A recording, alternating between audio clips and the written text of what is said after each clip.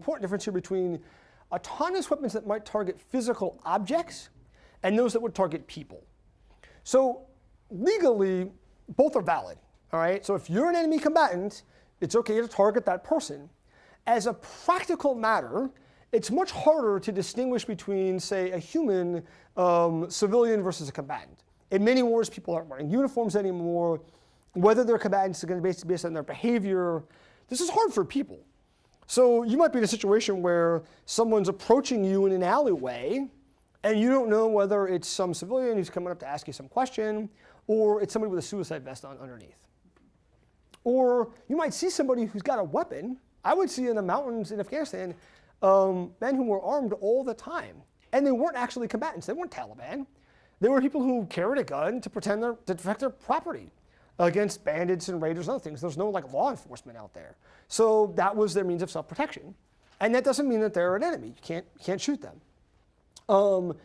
So I think that if we think about targeting people, all of these legal things become much, much, much more challenging.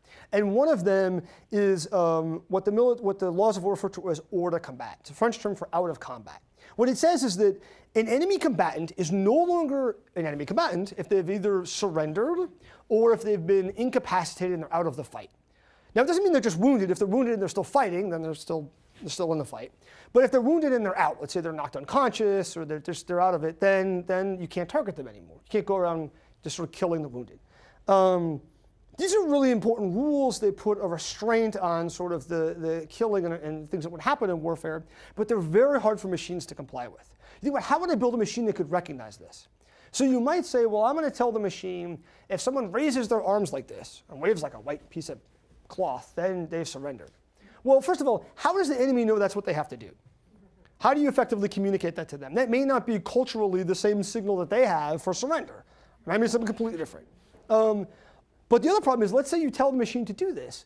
Now, once I learn that, all I have to do is like, okay, I've surrendered. Here I come. I'm still coming. I've surrendered, right? Humans can see through these kinds of ruses. Like humans can go like, they're not really surrendering. That's a fake surrender. And they can figure out how to respond. But machines don't have this sort of kind of the broad intelligence that humans have, where they can see the broader context of what's happening. We can build machines that could beat humans at poker, interestingly, but they don't do it the way humans do, where the humans have like a theory of mind. They're trying to, is this person bluffing? They're just really, really good at understanding the odds and making really precise bets. And so this is like a really, really difficult challenge. It's possible, I don't know, but it's possible that one could argue that this is intrinsically just too hard for machines. And that I think there's a case to be made, I sort of argue this in the book, I'm not saying I'm taking this position, but it's one that's out there, that this is so hard that building machines that could target people should simply be off limits for that reason.